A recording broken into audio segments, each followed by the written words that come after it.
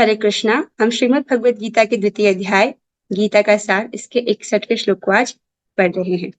क्वांश तानि सर्वाणि संयम्य तानि सर्वाणि संयम्य युक्त आसीत् मत्परः युक्त आसीत् मत्परः वशे हि यस्य इन्द्रियाणि वशे हि यस्य इन्द्रियाणि तस्य प्रज्ञा प्रतिष्ठिता।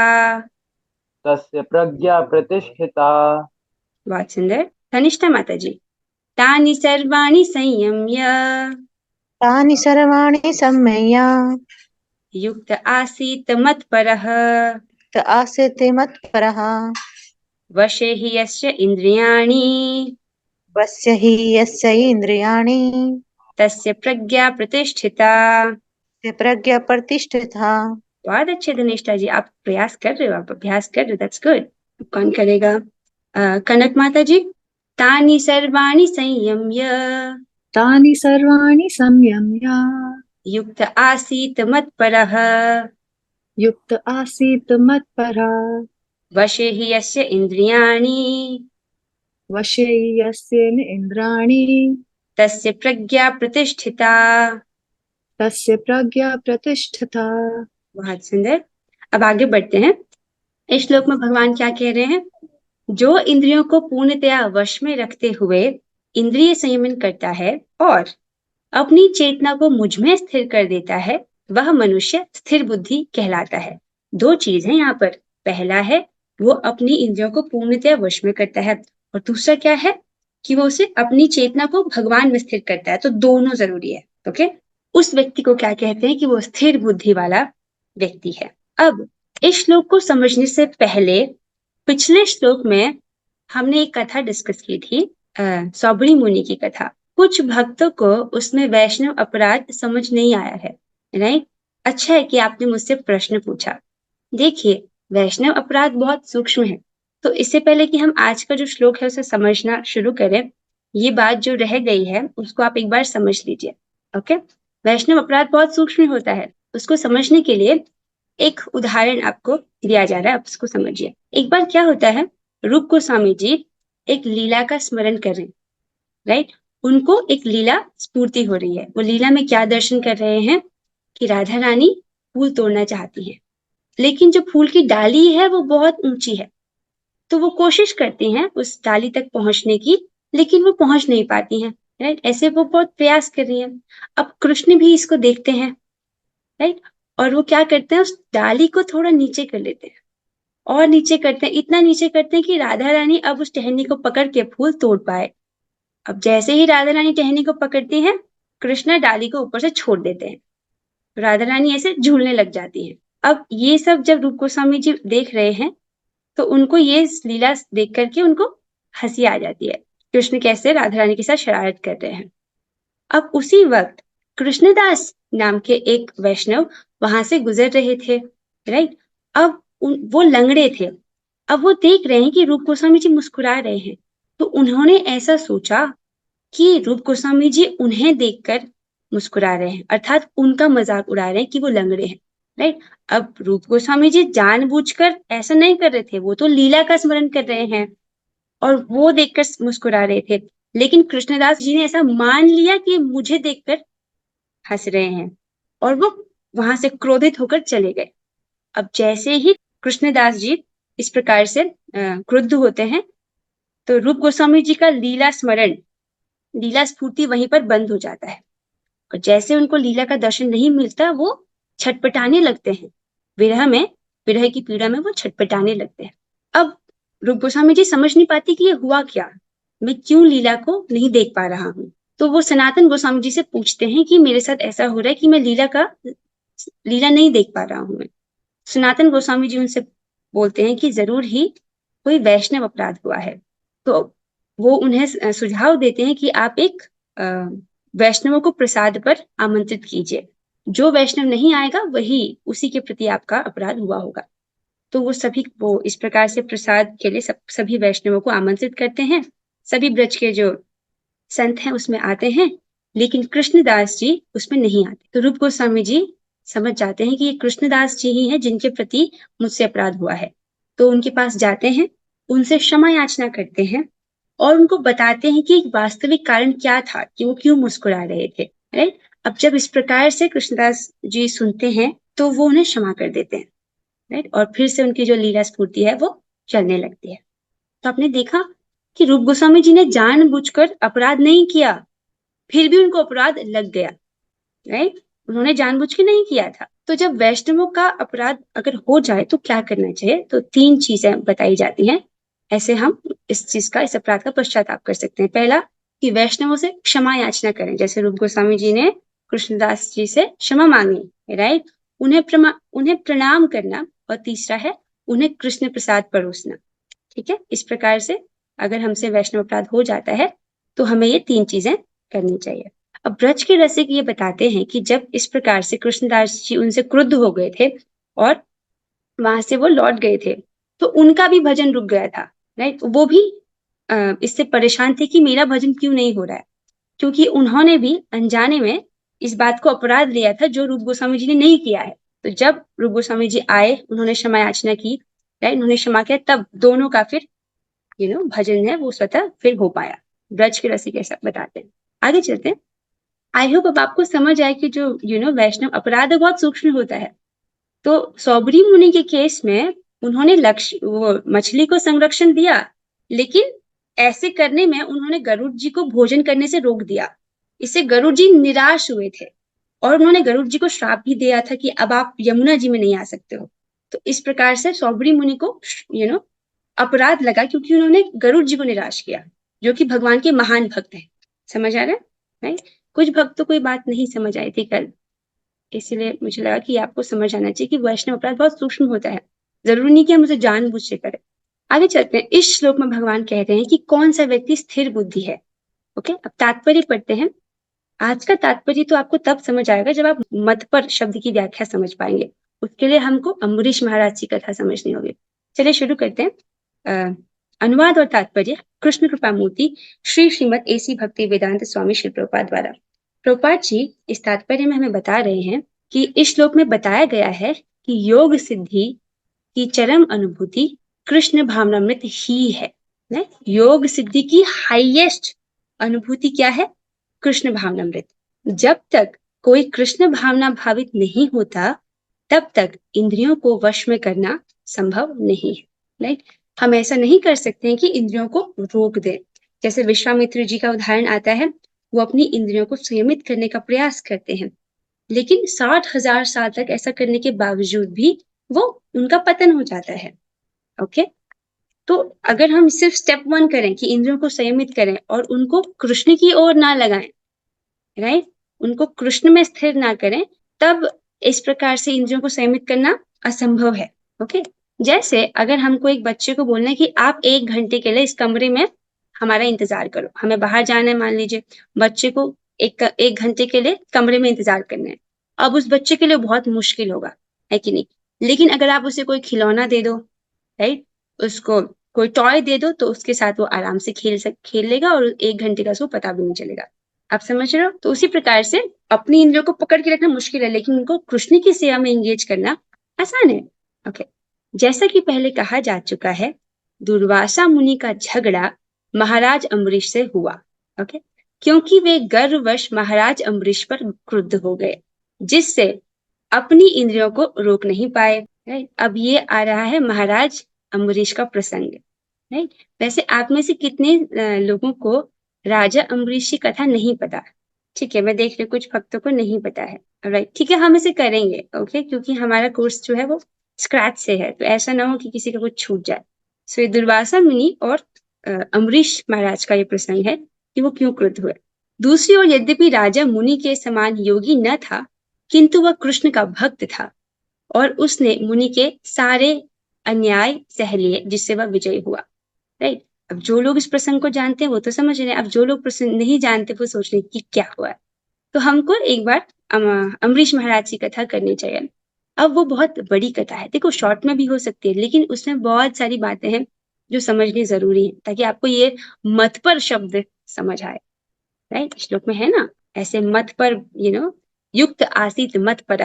तब हम अम्बरीश महाराज की कथा करेंगे, क्योंकि आगे का जो श्लोक प्रभुपाद जी कोट कर रहे हैं वो फिर से अम्बरीश महाराज के गुणों के विषय में ही है। आज हम उसे पूरा नहीं कर पाएंगे, देखते हैं हम कितना कर पाए। श्रीमद् भागवतम से हम इसको ले रहे हैं और बहुत अच्छी कथा है। शायद आपने उसको शॉर्ट में सुना होगा, पर आप हम उसको अच्छे से पढ़ेंगे एक बार। महाराज अम्बरीश की कथा पर बहुत इंटरेस्टिंग है। महाराज अम्बरीश, इनकी कथा का वर्णन श्रीमद् भागवतम के 9वें स्कंद के 4थे अध्याय में आता है। तो ये संवाद है सुखदेव गोस्वामी जी और राजा परीक्षित के बीच में। तो राजा परीक्षित ने पूछा, हे महापुरुष, महाराज अम्बरीश निश्चय ही अत्यंत उच्च एवं सच्चरित्र थे। मैं उनके विषय में सुनना चाहता हूँ। यह कितना आश्चर्यजनक है कि एक ब्राह्मण का दुर्लंघ शाप उन पर अपना कोई प्रभाव नहीं दिखला सका। सुखदेव गोस्वामी ने कहा, अत्यंत भाग्यवान महाराज अम्बरीश ने 7 द्वीपों वाले समस्त विश्व पर शासन किया और पृथ्वी का अक्षय असीम ऐश्वर्य तथा संपन्नता प्राप्त की।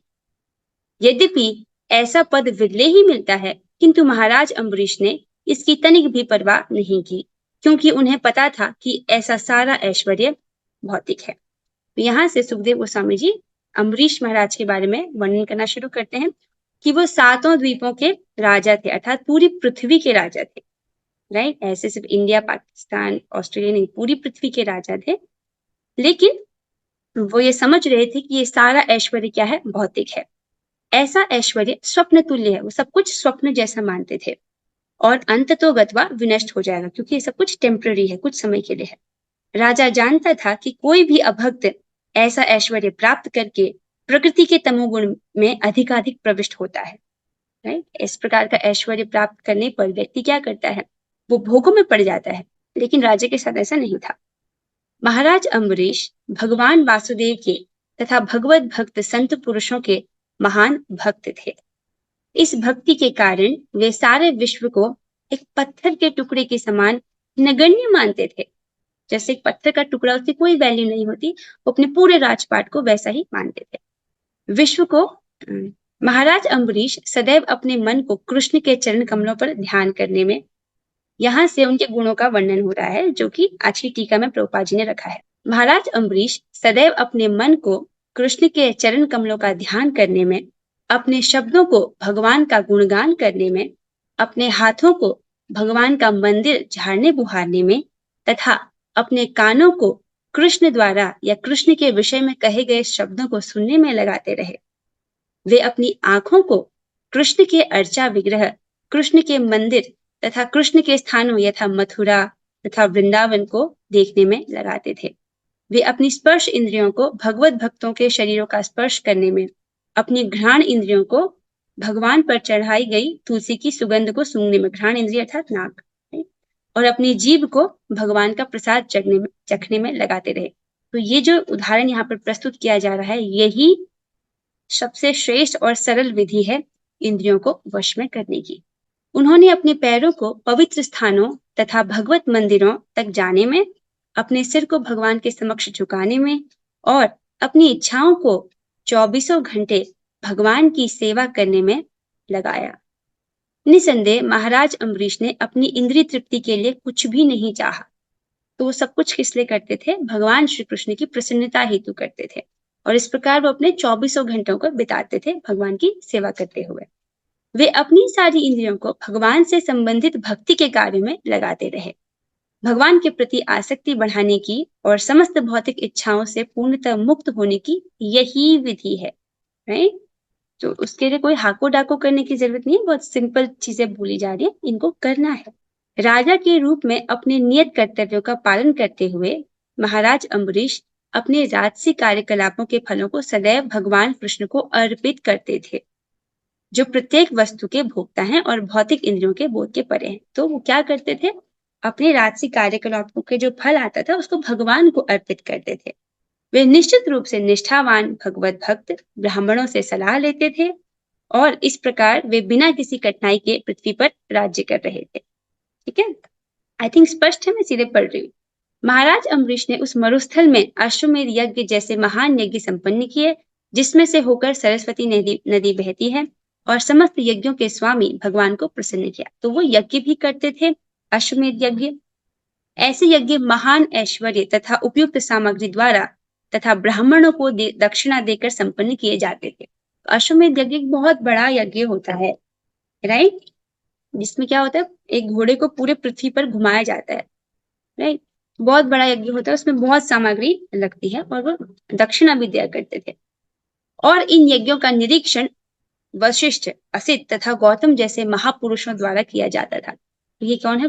बहुत बड़े बड़े महापुरुष हैं, इनके विषय में भी हम कभी चर्चा करेंगे। अभी के लिए आप वशिष्ठ नाम याद रखिए, राइट, इनके विषय में हम चर्चा करेंगे। जो यज्ञों के संपन्न करता राजा के प्रतिनिधि होते हैं, तो ये उनको एडवाइस करते थे कि आपको यज्ञ ऐसे करना चाहिए। महाराज अम्बरीश द्वारा आयोजित यज्ञ में सभा के सदस्य तथा पुरोहित विशेष रूप से होता, उद्गाता, ब्रह्मा तथा अध्वर्यु वस्त्रों से बहुत अच्छी तरह से सज्जित थे और वे सब देवताओं की तरह लगते थे। उन्होंने उत्सुकता पूर्वक यज्ञ को समुचित रूप से संपन्न कराया। महाराज अम्बरीश की प्रजा भगवान के महिमामय कार्यकलापों के विषय में कीर्तन एवं श्रवण करने की आदी थी। ये सबसे अच्छा गुण है कि उनको भगवान के कीर्तन और श्रवण करने की आदत थी, अर्थात उनको आदत थी भगवान का श्रवण कीर्तन करने की। किनको? महाराज अम्बरीश की प्रजा को। इस प्रकार वह कभी भी देवताओं के परम प्रिय स्वर्गलोक में जाने की इच्छा नहीं करती थी। अर्थात महाराज अम्बरीश की जो प्रजा थी वो वास्तव में एजुकेटेड थी, उनको ये पता था कि हमको स्वर्ग की कामना नहीं करनी चाहिए, और वो क्या करते थे? स्वतः ही भगवान का श्रवण और कीर्तन करते थे। ओके, जो लोग भगवान की सेवा करने के दिव्य सुख से परिपूर्ण हैं, वे महान योगियों की उपलब्धियों में भी कोई रुचि नहीं रखते। उनको कोई योग सिद्धि भी नहीं चाहिए, क्योंकि ऐसी उपलब्धियां उस भक्त के द्वारा अनुभव किए गए दिव्य आनंद को वर्धित नहीं करती, जो अपने हृदय के भीतर सदैव कृष्ण का चिंतन करता रहता है। यहाँ से बहुत अच्छे अच्छे पॉइंट्स जो हैं वो हमको सीखने को मिलते हैं कि जो भगवान के भक्त हैं वो किसी प्रकार की योग सिद्धि की कामना नहीं करते हैं, राइट। इस तरह इस लोक के राजा महाराज अम्बरीश ने भगवान की भक्ति की और इस प्रयास में उन्होंने कठिन तपस्या की। तो उन्होंने किस प्रकार भक्ति की ये आप समझ रहे हो, राइट। वो अपने राजकार्य के जो कार्यकलाप है उनका फल भगवान को अर्पित करते थे। अपने सभी कार्यों को वो कृष्ण के लिए करते थे, 24 घंटे वो उन्हीं की भक्ति करते थे, और उन्होंने काफी यज्ञ भी संपन्न किए, राइट। उन्होंने अपने वैधानिक कार्यकलापों से भगवान को सदैव प्रसन्न करते हुए धीरे धीरे सारी भौतिक इच्छाओं का परित्याग कर दिया। धीरे धीरे सारी भौतिक इच्छाएं उन्होंने त्याग दी। महाराज अम्बरीश ने घरेलू कार्यों, पत्नियों, संतानों, मित्रों तथा संबंधियों, श्रेष्ठ शक्तिशाली हाथियों, सुंदर रथों, गाड़ियों, घोड़ों, अक्षय रत्नों, गहनों, वस्त्रों तथा अक्षय कोष के प्रति सारी आसक्ति छोड़ दी। This line is important. आसक्ति मतलब अटैचमेंट, ये उनके पास है, उनके पास ये सब कुछ है, राइट। उनके पास परिवार है, पत्नियां, संतान, मित्र, शक्तिशाली हाथी, घोड़े, रत्न, गहने सब कुछ है, लेकिन उन्होंने उसकी आसक्ति छोड़ दी है, राइट। उन्होंने इन वस्तुओं को नश्वर तथा भौतिक मानकर इनकी आसक्ति छोड़ दी। महाराज अम्बरीश की अनन्य भक्ति से अति प्रसन्न होकर भगवान ने राजा को अपना चक्र प्रदान किया, जो शत्रुओं के लिए भयावह है और जो शत्रुओं द्वारा तथा विपत्तियों से भक्तों की सदैव रक्षा करता है। महाराज अम्बरीश ने अपने ही समान योग्य अपनी रानी के साथ भगवान कृष्ण की पूजा करने के लिए 1 वर्ष तक एकादशी तथा द्वादशी का व्रत रखा। तो महाराज अम्बरीश ने अपनी पत्नी के साथ, राइट, एकादशी का व्रत रखा 1 साल तक। हम जो एकादशी का व्रत रखते हैं वो 1 दिन का होता है, लेकिन उन्होंने 1 वर्ष तक रखा, ओके, एकादशी और द्वादशी का व्रत। एकादशी व्रत तथा द्वादशी व्रत रखने का क्या अर्थ है? इसका अर्थ है कि भगवान को प्रसन्न करना। जो लोग कृष्ण भावनामृत में प्रगति करने के इच्छुक हैं, उन्हें एकादशी का व्रत नियम पूर्वक रखना चाहिए। तो ये बहुत इंपॉर्टेंट शिक्षा मिलती है कि जिसको भी कृष्ण भावनामृत में प्रगति करनी है उनको एकादशी का व्रत रखना चाहिए। एकादशी का व्रत नियम बहुत सिंपल है, उस दिन अन्न नहीं खाते हैं और ज्यादा से ज्यादा हम भक्ति करते हैं, ज्यादा से ज्यादा जप करने का प्रयास करते हैं। सो अब यहाँ से आगे हम कल चर्चा करेंगे। तो आज आपने महाराज अम्बरीश के बारे में सुना, उनके दिव्य गुणों के बारे में सुना कि किस प्रकार वो अपनी सभी इंद्रियों को भगवान की सेवा में लगाते थे, किस प्रकार वो भक्ति कर रहे थे। अब यहाँ से वो प्रसंग शुरू होता है कि कैसे दुर्वासा मुनि जो है वहां पर आते हैं। यहाँ से आगे हम कल पढ़ेंगे। अभी तक का कोई प्रश्न है तो आप पूछ सकते हो। सुचित्रा देवी माता जी, आपको कुछ पूछना है? हरे कृष्ण माता जी। हरे माता जी, कृष्ण। जो आपने बताया रूप गोस्वामी ने जो अपराध किया था मतलब उनके प्रति, कृष्णदास वो ही थे जो कृष्णदास कविराज गोस्वामी, या कोई और थे? वो कोई और थे। जी माता कृष्णदास, वो कृष्णदास थे, वो कृष्णदास कविराज गोस्वामी जी कोई और है। ठीक है, जी। Alright. जी माता जी, थैंक यू माता जी। हरे कृष्ण। वैष्णवी आपको कुछ पूछना है, बोलिए। हाँ माता जी, आप वो एकादशी का जो आपने एकादशी का वो जो एकादशी में जो आपने इस तात्पर्य में जो बताया वो एक और बार समझा सकते हैं? हाँ जरूर जरूर। एकादशी व्रत तथा द्वादशी व्रत रखने का अर्थ है भगवान को प्रसन्न करना। अगर हम एकादशी का व्रत रखते हैं तो इससे भगवान बहुत प्रसन्न होते हैं। इसलिए हम सभी को, जिनको कृष्ण प्रेम प्राप्त करना है, उनको तो जरूर एकादशी का व्रत रखना चाहिए, राइट। उससे भगवान बहुत प्रसन्न होते हैं। और एकादशी का दिन is like a discount day. जैसे कभी कभी हमको शॉपिंग करनी है ना, कभी कभी वही वस्तु हमको 50% डिस्काउंट में मिल जाती है तो हम जल्दी से ले लेते हैं उसको। तो एकादशी का दिन डिस्काउंट का दिन है, जिसमें आप जितनी भी भक्ति करते हो उसका 1000 गुना फायदा मिलता है, राइट। तो जो लोग कृष्ण भावनामृत में प्रगति करने के इच्छुक हैं उन्हें एकादशी व्रत नियम पूर्वक रखना चाहिए।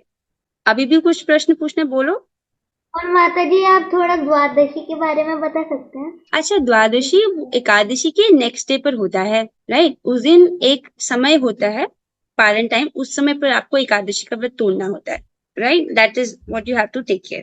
ठीक है, पारण समय में ही तोड़ना। अभी किसी को और प्रश्न पूछना है? किसी ने कुछ लिखकर भेजा है। माता जी, how to know whether we have committed अपराध ऑन टू वैष्णवास? देखिए, अपराध दो तरीके से हो सकता है।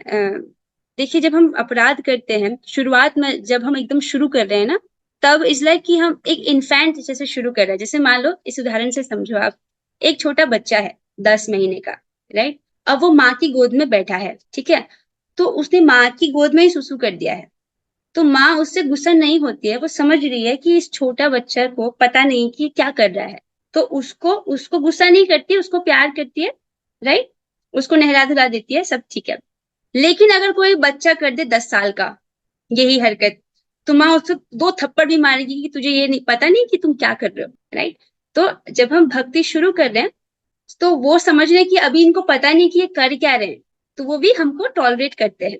जैसे माँ छोटे बच्चे को देख के समझ रही है ना कि इससे गलती हो गई है, पर इस बेचारे को, इसको पता ही नहीं कि कर क्या रहा है, तो उसको माफ कर देती है। तो उसी प्रकार वैष्णव भक्त भी हमको क्षमा कर देते हैं। लेकिन अगर हम जानबूझ से कर रहे हैं, या हमको पता है हम फिर भी उनसे आदर पूर्वक बात नहीं कर रहे हैं, राइट, तो गड़बड़ है। और इससे होता क्या है कि हमारा भजन रुक जाता है। ठीक है, with this we are ending the class here. अब हम 3 बार हरे कृष्ण महामंत्र करेंगे। चलिए साथ में देते हैं। हरे कृष्णा कृष्ण कृष्णा हरे हरे, हरे राम राम राम हरे हरे, हरे कृष्णा कृष्ण कृष्ण हरे हरे, हरे राम राम हरे हरे, हरे कृष्णा कृष्ण कृष्ण हरे हरे, हरे राम राम हरे हरे। श्रीमद् भगवद गीता की जय, प्रभुपाद की जय। और हरे कृष्णा।